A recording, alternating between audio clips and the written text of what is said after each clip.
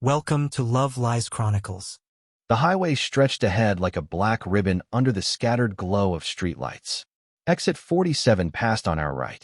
12 more to go until home. When did you stop loving me? My wife's voice cut through the silence we'd maintained for the last 20 minutes. I kept my eyes on the road, hands steady at 10 and 2. Around the same time you started lying to me. She grabbed the dashboard to steady herself. I heard her sharp intake of breath, saw her knuckles go white in my peripheral vision. 2 miles passed. Exit 46 appeared and disappeared. I don't know what you're talking about. Her voice had that careful quality it always got when she was preparing her defense. Exit 47. That's where we are now. We'll be home by exit 32. You've got 13 exits to decide if you want to keep lying or start being honest for once. She turned in her seat to face me, but I kept my eyes forward. The highway was empty at this hour, just us and the occasional semi. It was past midnight. Her sister's anniversary party had run late, full of forced smiles and conversations that stopped when I entered rooms. "You're being dramatic," she said. "What lies? What are you even talking about?" I changed lanes smoothly, passing a truck. March 14th, March 28th, April 3rd through 6th. Every Tuesday in May. The silence that followed was different, heavier. I could hear her breathing change, becoming shallower. She was calculating, trying to figure out what I knew and what I was guessing. "Those are just dates," she finally said. "They don't mean anything. They mean something to you and Derek." Her hand flew to her throat. It was a tell I'd learned to recognize over the past 8 months. Whenever she was cornered, whenever a lie was about to be exposed, her hand went to her throat like she was checking her own pulse. "Derek is just a coworker. We've talked about him before." "We have," I agreed. "You've mentioned him exactly 47 times in the last year." I started counting in March. Exit 45 passed. "Why are you being like this?" Her voice climbed an octave. "I ask you a simple question about our relationship and you attack me with paranoid accusations about a friend from work. You didn't ask a simple question." I kept my speed exactly at 70. Cruise control engaged, steady and unchanging. "You asked when I stopped loving you because you're trying to make your exit easier. You want me to be the bad guy. You want to tell Derek and your family that I fell out of love first, that I gave up on us. It makes your story cleaner." "That's not," she stopped. Started again. "I don't have a story." "Jesus, why are you being so cold?" "I've been cold for months. You just didn't notice." Exit 44 appeared ahead. I moved to the right lane. "Fine," she said, and I heard the shift in her strategy. The tears were coming. I could hear them gathering in her voice. "Fine. I've been unhappy. Is that what you want to hear? Our marriage has been dying for years, and you've been too comfortable to even notice." I noticed. My voice stayed level. "I noticed when you changed your phone password after 7 years of it being our anniversary date. I noticed the new perfume you only wear on Tuesdays. I noticed how you shower immediately when you come home from your late meetings. I noticed everything." "You're making me sound like..." She didn't finish. "Like what?" I glanced at her for the first time since the conversation started. 1 second, then back to the road. "Like someone having an affair?" "It's not an affair." The words burst out of her. "Derek and I are just friends. We talk, we grab drinks sometimes after work, but we haven't." "Phoenix," I said simply. February 14th through 16th. The silence that fell was absolute. Even her breathing seemed to stop. Exit 43 passed. "You told me you had mandatory training." I continued. "Valentine's weekend. You were so apologetic about it. You even sent me a card from the hotel with some generic message about missing me." "I did have training," she whispered. "At the Ritz-Carlton? Room 847. With Derek in room 849? How do you?" She pressed her fist against her mouth. "You've been spying on me? You've been going through my things? You left your laptop open. 8 months ago. Tuesday morning when you rushed out for that early meeting." I kept my tone conversational, like we were discussing the weather. The Google Doc was still open. The one titled Phoenix. Very thorough planning. Hotel information, dinner reservations for 2, even his wine preferences. She made a sound somewhere between a gasp and a sob. Exit 42. "I read the comments you two left for each other." I continued. "Derek wrote, 'Your husband really doesn't know what he has.' You replied, 'He stopped seeing me years ago. I'm tired of being invisible.' That one stayed with me for a while. We never slept together." Her voice was barely audible. I laughed. but there was no humor in it. You think that makes it better? You gave him everything that actually mattered. Your thoughts, your dreams, your fears, your laughter. You told him things you never told me. You became his partner while still pretending to be my wife. It wasn't like that. March 14th. I cut her off. Derek texted you. Your husband called again.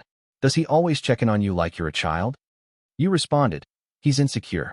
I'm handling it. I called because you forgot your lunch and I was going to drop it off. But I was the problem. I was the insecure one for caring. Exit 41. March 28th. I got promoted to senior project engineer. 15% raise. New title. I came home excited to tell you. You were on your phone texting and barely looked up. Said congratulations and went back to your phone.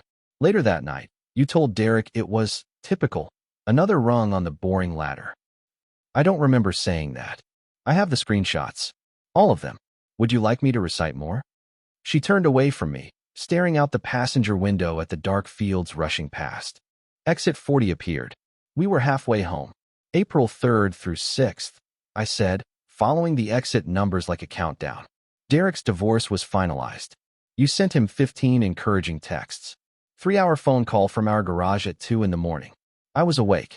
I heard you through the door, telling him you wished you could be there to celebrate properly. Stop. Her voice cracked. Just stop. Every Tuesday in May. Same hotel bar. The Marriott on Commerce Street. You had martinis. He had whiskey neat. You told him about your childhood dog, Rusty. Your father's drinking problem. The miscarriage you had before we met. She spun back toward me. How could you know that? Because you sync your messages to our shared tablet. The one in the living room. The one you said didn't need a password because we had nothing to hide from each other. I kept my eyes on the road. Turns out you did have things to hide. You just weren't careful about where you hid them.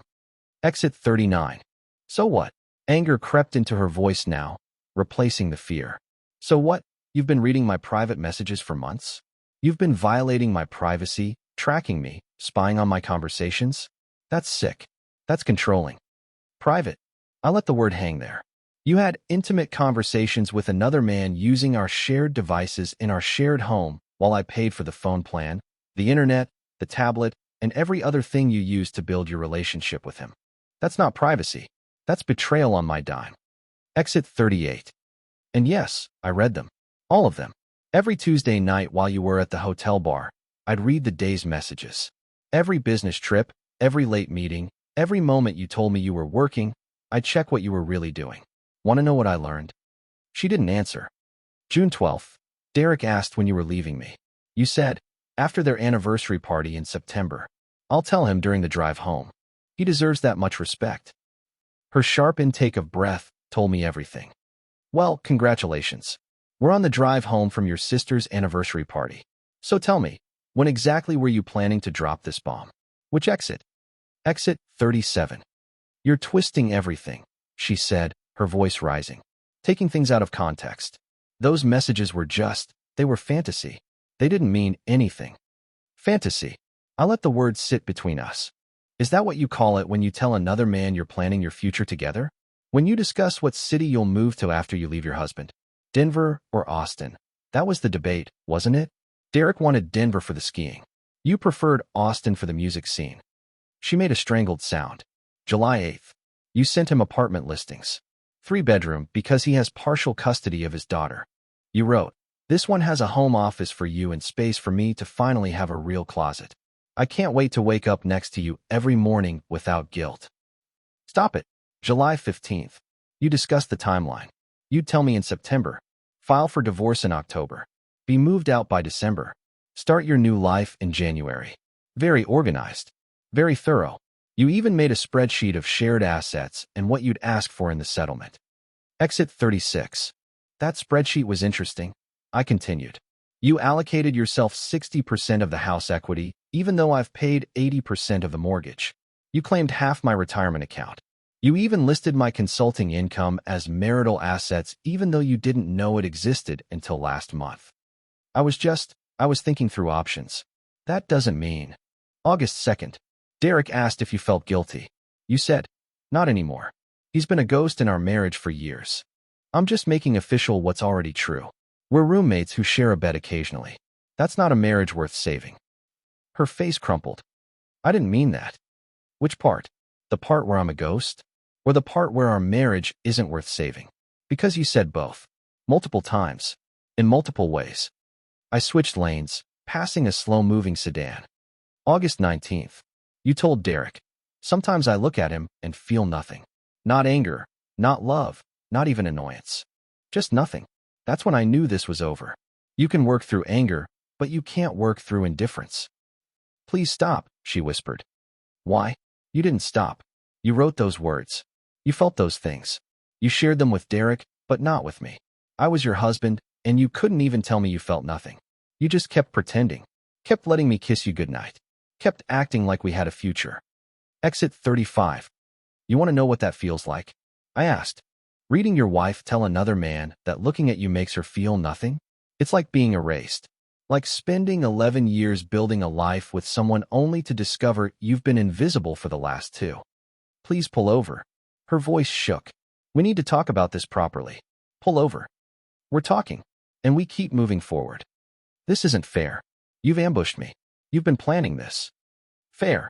I glanced at her again, just for a moment. You want to talk about fair? Let's discuss fairness. Exit 36. We met 11 years ago at the Morrison wedding. You were maid of honor. I was best man. You spilled red wine on my suit jacket during the reception. You were mortified. I laughed it off. You gave me your number so you could pay for the cleaning. I never sent you the bill. I remember, she whispered. We got married 18 months later. Small ceremony, just family and close friends. We honeymooned in Costa Rica. You got food poisoning the 3rd day, and I held your hair while you threw up. You said you'd never been more embarrassed, and I said that's what marriage was. Loving someone through the unglamorous moments. Exit 35. First 4 years were good. Really good. We hiked every weekend. You'd steal my coffee every morning, and I'd pretend to be annoyed. We'd cook elaborate meals together on Sundays, and usually set off the smoke alarm. We talked about everything. We were partners. We were, she said softly. What happened to us? You got promoted to regional sales director. New territory. New team. Including Derek. Her silence confirmed it. 2 years ago, you mentioned him for the first time. Just casual. Derek knows this great sushi place. Derek ran the Chicago Marathon. I didn't think anything of it. Why would I? You'd never given me a reason not to trust you. Exit 34. Then came the business trips. Boston conference, 3 days. You came back different. Distant. Atlanta training, for days. You barely called. Phoenix summit, 5 days. I paused. Except Phoenix wasn't a summit. It was Valentine's weekend with Derek. We attended conference sessions, she said weakly. There really was a conference. During the day? What about the nights? The dinner reservations for 2? The couple's massage you booked? She had no answer. Exit 33. Intimacy dropped off. Once a month, then less. When we did, you seemed somewhere else. Started criticizing small things. My shirts were boring. I loaded the dishwasher wrong. I was too predictable. You told your book club I was going nowhere in life. I overheard you at Jenny's birthday party. I was just venting. Every wife complains sometimes. Every wife doesn't fall in love with someone else while complaining. I'm not in love with Derek. But her voice lacked conviction. June 19th. I love you. This feels more real than my marriage ever did. July 2nd. I love that I can be myself with you. July 23rd. I'm in love with you and it terrifies me, but also feels so right. I heard her breath hitch. Should I continue? I have every message saved. 8 months of documentation. Every I miss you, and I wish you were here, and soon we'll be together properly. Exit 32 appeared ahead. Our exit. But I chose you, she said desperately. I'm still here. I'm still your wife. I took the exit, slowing for the ramp. You're not here. You haven't been here in over a year. You've been living in my house while your heart was in Derek's texts. You've been sleeping in my bed while dreaming about him. That's not being here. That's using me as a placeholder until you found the courage to leave. I turned onto our street. Our house was the 4th one on the left, lights off, waiting. I don't have anywhere to go, she said as I pulled into the driveway. You have Derek. You have your family. They've known for months, by the way. Your sister, your mother, your brother.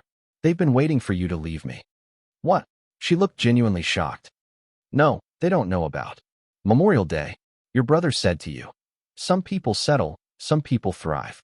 Good to see you looking ready to thrive, sis." I was standing right there. 4th of July. Your sister told you.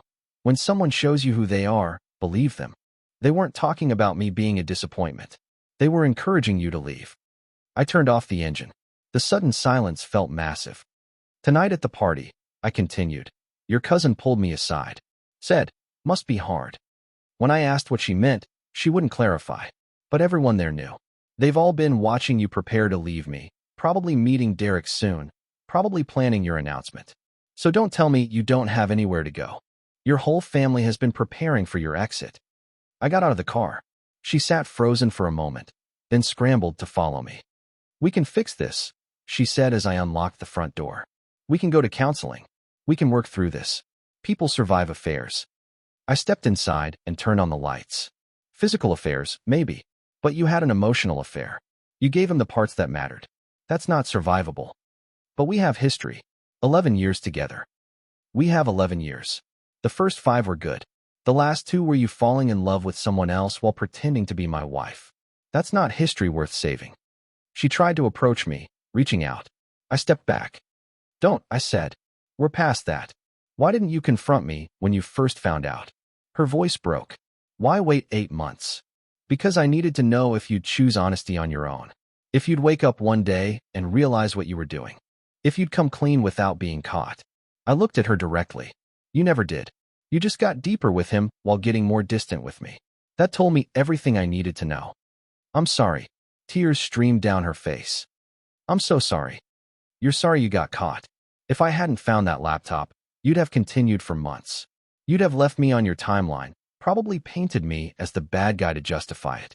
Your Google Doc with Derek. You two were planning how to frame the divorce. He's emotionally unavailable. We grew apart. He wasn't supportive of my career. None of it true, but it made your story work. It wasn't all lies. You did become distant. You stopped trying. Our marriage was dying long before Derek. I stopped trying. I stared at her. I planned date nights. Every Friday for 6 months. You canceled 8 of them for work obligations. I found out later 5 of those were nights you met Derek. I suggested couples weekend trips. You said you were too busy, but you found time for Phoenix. I asked about your day every single evening. You gave me one-word answers while texting Derek paragraphs. You're rewriting history. August 30th. I booked us a reservation at Lucia's. That Italian place you love. Anniversary of our first date. You came home and said you had to work late. Emergency meeting with a client. I canceled the reservation. Later that night, you posted on Instagram a photo of martinis at the Marriott bar. Sometimes you need to unwind with good friends. Derek liked it within 30 seconds. Good friends. She covered her face with her hands. September 3rd. Last week. I asked if you wanted to go hiking Saturday morning. Like we used to. You said you were too tired, needed to catch up on sleep. I went alone. While I was hiking our trail, you were brunching with Derek downtown. I know because you posted it on your close friend story. The one you thought I wasn't on anymore. But I am. I've been watching everything. This is insane. You've been obsessed. I've been documenting. There's a difference. Obsession is irrational. This was very rational. I knew you were planning to leave. I knew you'd try to take as much as possible. I knew you'd paint me as the villain. So I built a case. Every text, every lie, every time you chose him over me. My attorney has all of it. Dates, times, screenshots, credit card receipts. When this goes to court, there won't be any ambiguity about who destroyed this marriage. Her eyes widened. You'd actually bring this to court? You'd humiliate me like that? Humiliate you? I felt something cold settle in my chest. You humiliated yourself. You humiliated us. You told your entire social circle about your affair. Your book club friends know. Your sister knows. Your coworkers know. The only person who wasn't supposed to know was me. So don't talk to me about humiliation. My coworkers don't know. August 12th. Your team happy hour. Your colleague Patricia asked about Derek. You said, and I quote, "He's special. He sees me in a way my husband never has. Some people just connect on a different level." Patricia replied, "Girl, be careful. That sounds like more than friendship." You said, "Maybe it is. Maybe I'm finally ready to admit that." She swayed slightly, gripping the back of the couch. You announced your affair everywhere except to the one person who deserved to know. You let me find out by accident, by your own carelessness. And then you want to ask me when I stopped loving you? Like I'm the one who failed us. We both failed. No, I cut her off. I showed up every single day for 11 years. I was faithful, present, committed. I paid the bills, maintained the house, tried to keep us connected. Did I become boring? Maybe. Did I stop being exciting? Sure. That's called being an adult. Being married. Building a stable life. But you know what I didn't do? I didn't fall in love with someone else. I didn't build an exit strategy while pretending everything was fine. I didn't spend a year slowly killing our marriage while acting like you were the problem. She sank onto the couch. What do you want from me? Nothing. I walked to the hallway closet and pulled out a bag I'd packed 3 days ago. I'm staying at a hotel tonight. Tomorrow I'm moving into a furnished apartment I leased last week. Divorce papers are being filed Monday morning. You have 30 days to find somewhere else to live. Then this house goes on the market. She stared at the packed bag. You've had this planned? For how long? Since I found out. Same as you had your exit planned. This is cruel. I stopped at the door and looked at her one final time. No. Cruel is reading my wife tell another man she wishes I'd just leave so she doesn't have to be the bad guy. Cruel is watching you delete texts before coming home. Cruel is 8 months of goodnight kisses from someone who was texting, I love you, to someone else 30 seconds earlier. Where do we go from here? You go to Derek. Live the life you've been planning. Be free of the boring, predictable husband. I'll go be boring somewhere else, with someone who might actually appreciate stability. I did appreciate you. I do. You appreciated the safety net. You appreciated having someone to pay the mortgage while you figured out your next move. That's different from appreciating a person. I opened the door. Will you ever forgive me? She asked. I looked back without turning around. Probably. Eventually. But I'll never trust you again. And without trust, forgiveness doesn't matter. What about everything we built? This house, our memories, our history? You're just throwing it all away? I'm not throwing anything away. You already did. I'm just acknowledging it. I turned to face her fully. You want to know the exact moment I knew we were over? Not when I found the laptop. Not when I read the messages. It was September 1st, 2 weeks ago. She looked up at me, confused. We were lying in bed. You were on your phone, smiling at something. I asked what was funny. You said, just a meme, and turned the phone away. But I saw Derek's name at the top of the screen. And in that moment, I realized you'd rather lie about a text message than share a laugh with me. You'd rather protect your secret relationship than have a genuine moment with your husband. That's when I knew your heart wasn't just divided. It was gone. I can change. Change into what? Someone who didn't spend a year betraying me? You can't unring that bell.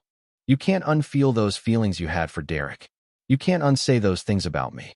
You told him I was invisible to you, that looking at me made you feel nothing, that you were counting days until you could leave. How do I unhear that? People say things they don't mean when they're confused. For a year? You were confused for an entire year? That's not confusion. That's a choice. Every text to Derek was a choice.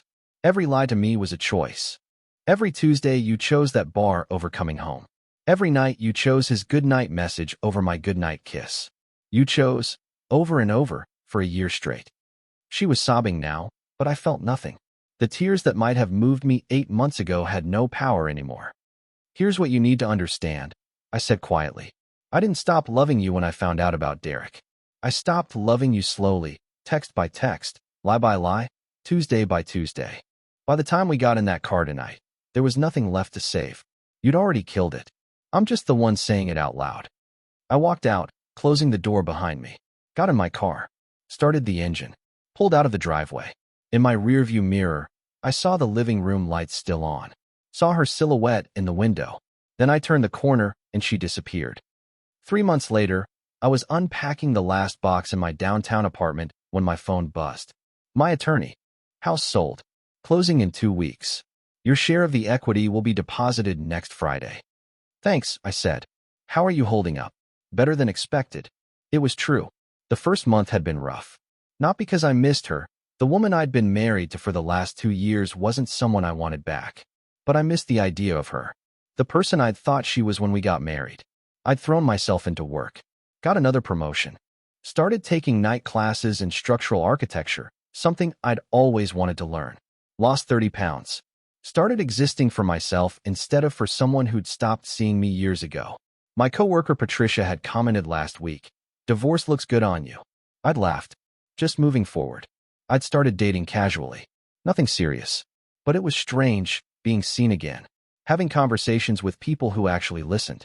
A woman from my architecture class told me, "You have interesting thoughts. Most people don't."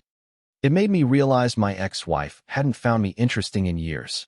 And I'd spent so long trying to be interesting to her that I'd forgotten to be interesting to myself. I still thought about her sometimes. Wondered if she and Derek had made it work. Mutual friends said no. The relationship had fizzled within 6 weeks. Turns out fantasy doesn't survive reality. He'd wanted the exciting mistress, not the divorced woman with baggage. She was living with a roommate now, someone told me. 1 bedroom in the suburbs. Her family had been less supportive than she'd expected. Her sister had apparently told her, "You had a good man," and threw it away. I felt nothing hearing that. Not satisfaction, not vindication. Just a distant sort of acknowledgement that consequences exist. I saw her once, at a mutual friend's birthday party. She looked tired. Tried to make small talk. "How are you?" she asked. "Good. You?" "Getting by." We stood in awkward silence for a moment. "I hope you're well," I said finally. "Take care." I walked away before she could respond. Didn't look back. Later, a mutual friend told me she'd asked about me. Wanted to know if I was seeing anyone, if I seemed happy, if I ever mentioned her. "What did you tell her?" I asked. "That you seem lighter, like you're finally breathing again." That was accurate. Being with her had felt like holding my breath for 2 years. Waiting for the moment she'd finally admit what I already knew. Waiting for the other shoe to drop. Now I could breathe. Another friend mentioned she'd reached out to Derek again after their initial breakup. Apparently, it didn't work out. He told her he'd fallen for the fantasy, the exciting affair, the forbidden romance. The reality of her being divorced and available wasn't what he wanted. I felt a flicker of satisfaction at that, then let it go. Her consequences weren't my concern anymore. That's how I knew I was healing. Not because I'd stopped caring. I'd stopped caring months ago, during one of those 13 exits on the highway. But because I'd stopped needing to know if she cared. People ask me sometimes when I stopped loving her. The truth is more complex than a single moment. I stopped loving who she'd become, who she'd chosen to be. But I mourned the person I'd thought she was. The woman who'd spilled wine on my jacket and given me her number. The woman who'd laughed in Costa Rica even while sick. The woman who'd been my partner for 5 good years. That woman might never have existed. Or she did, and I'd missed when she changed. Either way, loving someone who's already left you is pointless. The drive home that night, I kept my eyes on the road because if I'd looked at her too long, I might have wavered. Might have let her tears manipulate me into staying. But 13 exits gave me time to remember why I was leaving. Every mile marker was a conversation where she'd lied. Every exit was a Tuesday she'd chosen Derek over honesty. By the time we'd pulled into our driveway, there was nothing left to save. She'd asked when I stopped loving her. The real answer wasn't about a specific date or moment. It was about accumulation. 1,000 small betrayals that added up to one massive truth. She'd chosen to leave me long before I chose to let her go. She stopped being my wife the first time she told Derek she loved him. I stopped being her husband the moment I decided to stop fighting for someone who'd already surrendered. The difference was, I owned my choice. She wanted to pretend hers hadn't been a choice at all. Just something that happened. Something she'd fallen into. Something beyond her control. But love isn't something you fall into like a hole in the ground. It's something you build, brick by brick, choice by choice. And betrayal isn't something that happens to you. It's something you do, text by text, lie by lie, Tuesday by Tuesday at the Marriott bar. She built a relationship with Derek while demolishing ours. Then she wanted to know when I stopped loving her. As if the destruction was mutual, as if we'd both failed equally. We hadn't. I'd failed to notice I was being erased. She'd failed to care that she was doing the erasing. Those aren't the same thing. The answer was simpler than she wanted. I stopped loving her when she stopped being someone worth loving. And I started loving myself enough to walk away. My phone buzzed again. A text from the woman in my architecture class. "Coffee tomorrow? I want to hear more about that bridge design you mentioned." I smiled. "Absolutely." I set the phone down and looked around my apartment. Small but mine. Clean slate. No history weighing down every corner. No ghosts of conversations about Derek happening in the garage. No carefully constructed lies hidden in sync tablets. Just space to build something new. The coffee stain is probably still on the tile floor of that house. The new owners will replace it eventually. But for now, it's there. A permanent reminder of the moment when pretending everything was fine finally became impossible. I don't miss the marriage. I don't miss the constant feeling of not being enough for someone who'd stopped trying years ago. I don't miss reading texts that broke my heart every Tuesday night. What I miss sometimes is the hope, the belief that we'd grow old together, that the promises we'd made at that small ceremony 11 years ago would actually mean something. But hope without trust is just illusion. And I'd spent 8 months documenting the death of trust, watching it happen in real time through messages she'd never meant for me to see. She'd been building her exit. I'd been building mine. The difference was, I'd actually followed through. Sometimes the most loving thing you can do is stop loving someone who doesn't love you back, even if it takes 13 exits to finally admit it. Dear listeners, please share your thoughts in the comments, and do not forget to like, share, and subscribe to the channel.